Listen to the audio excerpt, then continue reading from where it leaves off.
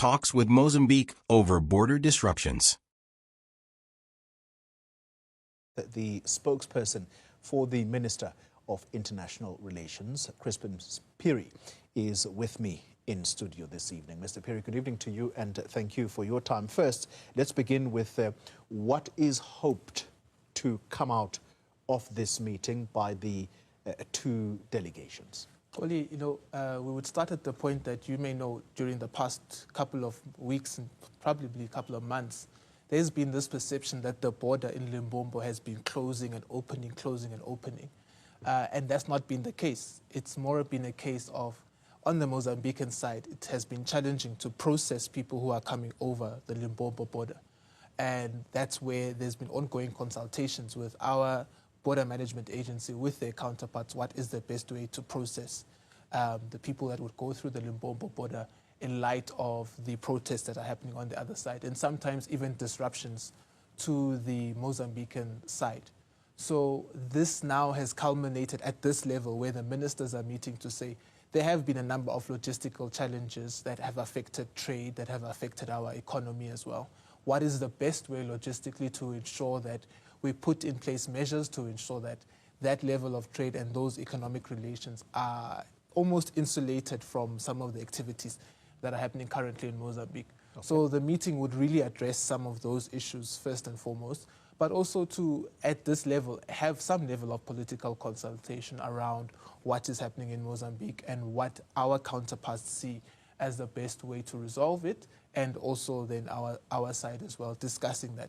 And in the light of there having been protests, what's the best way to ensure that those protests are correctly dealt with in a manner that then doesn't affect our side as well. So that's the level of engagement that we will be having with our Mozambican counterparts across the board.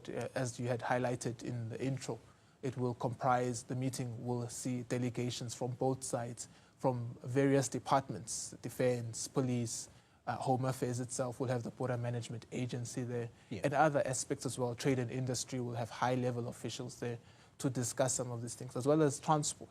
So it's a wide-ranging meeting that will really look at some of the issues that currently play themselves out at a logistical level, and where necessary as well, of course. Often when ministers at that level engage, there are political consultations, and that would likely happen. Let me try to tease out more information around the actual delegations that are going to be meeting here. Is this strictly a government-to-government meeting? Because you also mentioned the political consultations that will take place. Is Mr. Venancio Mondlane, who is from the opposition in Mozambique, opposition Podemo, will he likely be part of these discussions? It's government to government. Political consultations at a diplomatic level means that the two counterparts will speak about a number of political issues from both sides of the border. And it normally happens. So it's not necessarily to say that we would be engaging other role players in the Mozambican space. No, we would be engaging government to government, getting a sense from the Mozambican government how they see things from their perspective. And at this point, it's important to highlight that in the Mozambican press, as we speak, the Constitutional Council has given an indication that they will be pronouncing themselves on the 23rd of December. And they've also explained why it has taken so long for them to reach this point. Yeah. And that's for the Mozambican people to digest and deal with. But what we have consistently said is that give space to the institutional processes in Mozambique to unveil themselves. By way of example, in South Africa, if there's a dispute about a particular election, it would probably play itself out through the IEC, going through its own internal processes. So it's no different in Mozambique. We are seeing the same process playing out. It's just that in this instance, it's the Constitutional Council, which would have a final say in a sense around what is happening with regards to their preliminary results, and then now what is the final step forward. DIRCO, the department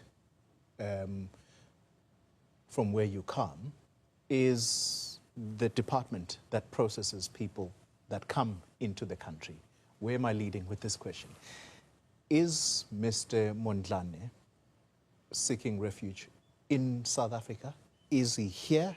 And if so, are there indications that he will likely be here for an indefinite period? So DIRCO doesn't process people who come into the country.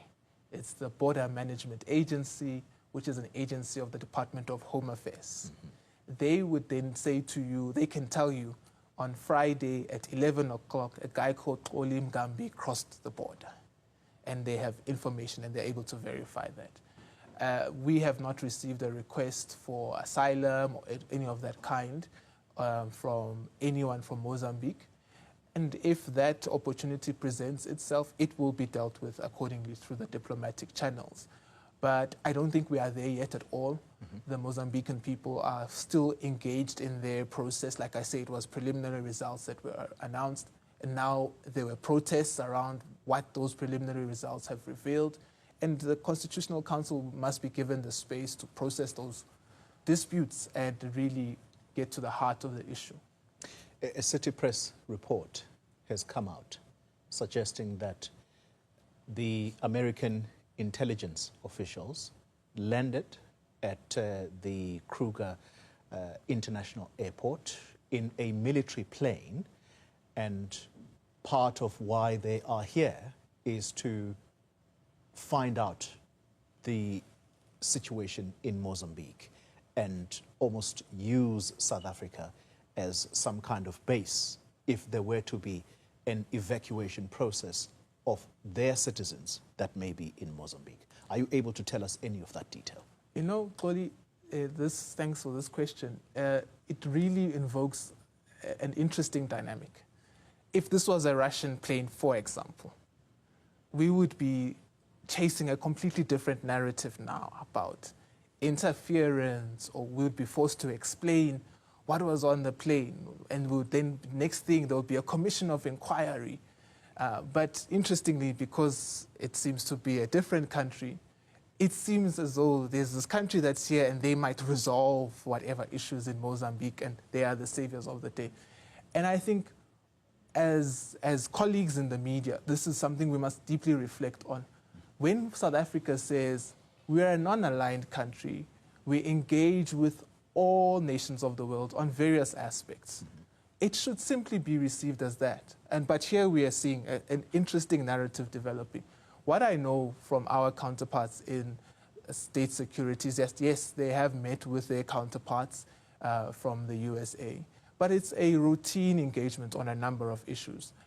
Ordinarily, that plane would have landed at Waterkloof, but however, due to some logistical differences with the Department of Affairs, not even differences, but some logistical issues, they were not able to land at Waterkloof. In fact, the meeting itself was held at the Kruger National Park, and that's why they then had to land where they have landed. So, with whom were they meeting? The Deputy National Security Advisor in the US. So it's a normal meeting that they would have from time to time. And that's really what it is. But, you know, we are here having to now explain it as if some other people are saviors of not. And that's why we say some of these things really require an introspection on how we frame issues. When we don't have facts, we shouldn't speculate about what things are. And I want to leave it at that. Were these officials taken to Lebombo to assess the situation there? I'm talking about the US officials taken by their South African counterparts? No, like I say, these are meetings that happen at a regular basis. Security agencies interact with their counterparts all over the world. Yeah. So if we are interacting about how we do what we do, what our level of engagement should be, there's no need for us to go to a border to see what's happening in another country. On the contrary, though, what I can say is the minister and his counterpart will be going to the border tomorrow, and they will be having an engagement there as well to see what logistical issues are in place to ensure that the challenges that we have been experiencing can be addressed. So at that level... With which counterpart is Minister Lamola going to Lebombo? The Mozambican counterpart, the Minister of Foreign Affairs, and the other delegation from Mozambique. So after the meeting that we have in Malelani, they will then proceed to the border, where they will then also inspect what has been happening there and also then discuss whether the logistical issues that are required to facilitate ease of access at that border are in place and are in order.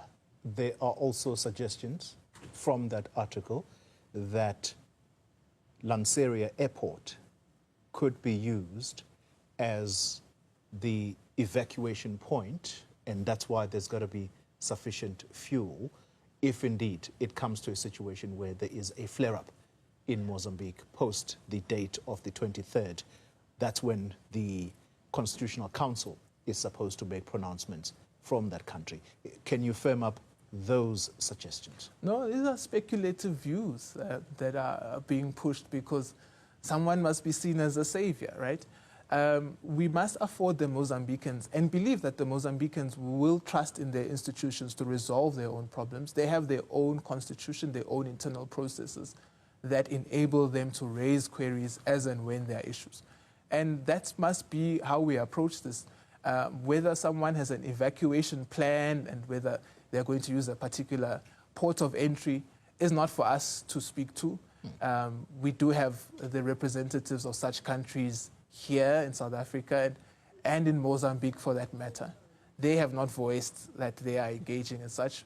But as platforms like yourselves, that's where you require these people to be the representatives, to voice themselves around how they see these particular issues. And maybe they can speak for themselves.